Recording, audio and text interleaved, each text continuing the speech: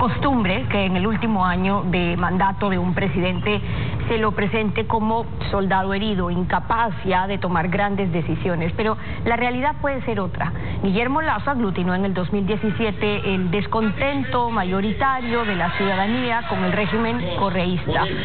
Y cuando Lenín Moreno luego llegó al poder que le dejaba el Estado candidato, tuvo el coraje de revocar varios abusos como la reelección indefinida, la mordaza a la libertad de expresión, mandar a la cárcel o al exilio a unos cuantos excompañeros. Pero la mayoría de los cambios, aunque suenen buenos, si solo son superficiales o de personas, mantienen un modelo. Guillermo Lasso, precandidato presidencial por Creo. Bienvenido a Contacto Directo. Muchas gracias, Estefi, a sus órdenes. Buenos días. Después de estos años, ¿se puede decir que con el cambio de gobierno hubo un cambio de modelo o el modelo estatista que impuso el expresidente Correa sigue intacto y se reaviva? Bueno, este ha sido un modelo intacto desde los últimos 14 años en el Ecuador. Exceso de gasto público financiado con más de 30 reformas tributarias en 14 años, más financiamiento externo público en el momento que se le acabó el dinero de los impuestos. Y ya vemos la conclusión de este modelo. Es un desastre. Están atrasados maestros, médicos, los aportes a la seguridad social, aportes al ISFA, aportes a todas las instituciones como gobiernos seccionales. Por lo tanto, es un modelo realmente fracasado, que nuevamente le echa mano a los recursos del futuro para gastarlos hoy. El cobro anticipado del impuesto a la renta, que se había derogado hace 7 meses con esta ley de simplificación tributaria, se reaviva ahora con la pandemia. En el fondo, esta medida reivindica este predominio del Estado, de un Estado además ineficiente, que ha evidenciado en estos meses la corrupción sobre la iniciativa privada. Definitivamente que sí. Cuando al Estado se le acaban los recursos, solo piensa en cómo tomarse los recursos del sector privado. Y este es el caso con este anticipo de impuesto a la renta. No tiene dinero, le quita dinero a las empresas privadas. Empresas privadas que requieren esos recursos para mantener empleo. Al quitarle los recursos, se pone en riesgo los empleos de los ecuatorianos. Otra de las características sobresalientes, digamos, del modelo son las preventas petroleras a China. Lo que hacen es disponer de la producción petrolera de los años venideros. Esto fue lo que nos dijo ayer Fernando Villavicencio. Escuchemos. Los gobiernos de Correa y Moreno entregaron en petróleo, en dinero líquido, 100.000 millones de dólares. A eso equivalen los 1.300 millones de barriles en manos de los chinos y tailandeses para cubrir una deuda de 20.000 millones de dólares. Aquí está el contrato que van a firmar hoy o mañana con Petrochina. No hay otra forma de que el país conozca y reaccione, que los precandidatos a la presidencia reaccionen, porque con este contrato el gobierno del presidente Moreno le está condenando al próximo gobierno 50 millones de barriles de petróleo a Petrochina para pagar una deuda de 1.400 millones de dólares que está negociando este momento el gobierno del presidente Moreno. ¿Qué alternativa propone usted ante la necesidad o la desesperación del Estado por más recursos frescos y su relación con China en estos casos? Bueno, el problema es que el Ecuador pasa por un déficit estructural. Los egresos son estructuralmente más grandes que los ingresos. Y usted tiene dos caminos. Si eso fuese temporal, el financiamiento es correcto, pero no es temporal, es estructural. Por lo tanto, o baja los gastos o aumenta los ingresos, como he propuesto, aumentar la producción petrolera en Ecuador. Pero hacer lo que están haciendo es comprometer la estabilidad fiscal del próximo gobierno, porque al anticipar impuestos a la renta que deben de pagarse hasta abril del próximo año, pagados ahora en agosto, el próximo gobierno no va a tener esos ingresos. Y con la preventa de petróleo, también el próximo gobierno no va a tener petróleo libre para poderlo vender en el mercado spot, porque está comprometido con unos préstamos leoninos garantizados por petróleo equivalente al 300% del valor del préstamo. Este es el mal manejo del Estado, una mala administración correísta, un modelo que persiste desde hace 14 años. Pero ¿cómo meterle la mano al entonces bolsillo, liberarse de los condicionamientos de China que sigue endeudando al Ecuador con nuestro petróleo? ¿O es que no queda más hoy por hoy?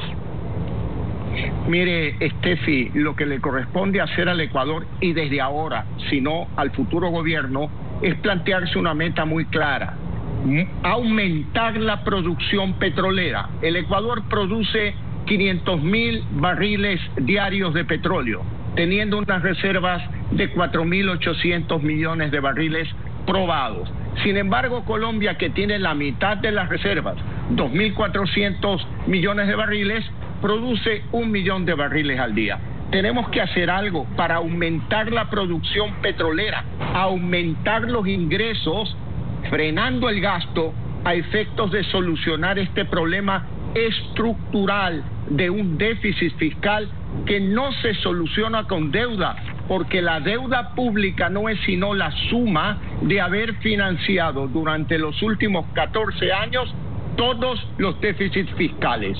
Mientras esto ocurre en la situación económica, en lo político también el panorama electoral se pinta teñido por las reglas del Estado candidato. Con el caso Soborno se pudo evidenciar cómo Alianza País financiaba campañas del movimiento con contratistas del Estado, y la ley por su parte deja a los demás candidatos ahí encerrados en una prohibición de financiarse con aportes por fuera del Estado. El CNE, tal como está integrado ahora, si antes se criticaba que era un solo movimiento político y están PSC, Pachacuti, etcétera, ¿garantiza unas elecciones transparentes?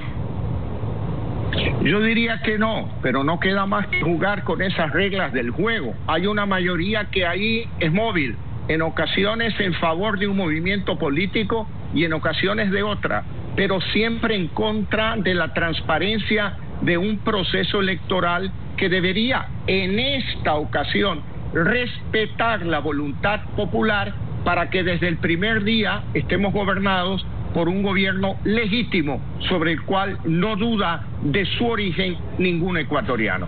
Por lo tanto, yo creo y mantengo dudas sobre esa mayoría del Consejo Nacional Electoral. Pero el movimiento, creo, y usted, a propósito de la dirección, desde que se anunció la lamentable enfermedad de quien dirigía el partido, de César Monge, y sus trabajos en recuperación, usted anunciando la dirección, el movimiento, creo, con la experiencia que ya ha tenido en elecciones pasadas, ¿qué va a hacer en relación a eso? Me refiero al control electoral, lo que les corresponde a los movimientos políticos también. Estamos trabajando en un sistema de control electoral muy distinto al del proceso anterior, que no funcionó verdaderamente. Hoy estamos trabajando en un proceso electoral desde ahora, creando una plataforma de control electoral donde vamos a tener por lo menos a 40.000 ecuatorianos que van a controlar el voto el día de las elecciones, porque obviamente es inaceptable ser gobernados como hemos sido gobernados por un gobierno ilegítimo desde el primer día, que luego ya no supo qué hacer con el Ecuador. Y hoy no sabe qué hacer con el Ecuador, sino aplicar el típico modelo correísta de utilizar los recursos del futuro para gastárselos en el presente y crear problemas a las generaciones futuras del Ecuador. Ahora, parte de las estrategias del Estado candidato es también la multiplicidad de precandidatos presidenciales, como estamos viendo. Es otra manifestación para poder dividir de alguna forma al electorado, porque el Consejo Nacional Electoral, por un lado, está obligado a financiar todas las campañas electorales, aunque finalmente no queden muchos, y eso hace que desde ya tengan que negociar para que retiren precandidaturas. ¿Qué está pasando ahí? Mire, Steffi, yo creo que el problema es mucho más serio, que tiene que corregirlo el Ecuador. ¿Por qué? Porque hay una tal cantidad de movimientos electorales sin candidatos que se ponen a la venta. Cual carnet de discapacitado lo venden el partido para que aparezca a última hora un candidato. Eso realmente es un fraude a la democracia, porque normalmente un candidato pues debería de tener su partido de origen, debería de tener un programa de gobierno y no andar a última hora viendo quién le vende más barato un ticket para presentar su candidatura. Es algo que el pueblo ecuatoriano tiene que estar consciente. Así como hay fraude en carnets de discapacitados, hay fraude también dando permisos a movimientos políticos que se ponen a la venta como si se tratase esto de un prostíbulo. Pero fíjese que el hecho de que cada movimiento o cada partido quiera lanzar también a un candidato, además de que están en su derecho, responde a que los asambleístas se tienen que elegir en una sola vuelta y el candidato presidencial puede arrastrar los votos. ¿Cuáles son los riesgos de eso? Las negociaciones que tienen que arrancar desde campaña para el apoyo de listas de asambleístas o las prebendas, como ya lo estamos viendo en el caso Pedernales, que ha indignado a la ciudadanía. Esas prácticas que hoy estamos viendo en la Asamblea, gestionando puestos, cargos, contratos, sobreprecios, esos son los que garantizan finalmente las mayorías, los votos, la gobernabilidad. No en todos los casos, pero esas prácticas son inaceptables porque contribuyen a la corrupción. Y como ya lo dije en un programa anterior, conocemos quiénes recibieron los hospitales, pero falta que nos cuenten quiénes los entregaron, porque esos también han cometido un delito contra la fe pública, especialmente al convertir a hospitales en moneda de cambio político, inaceptable.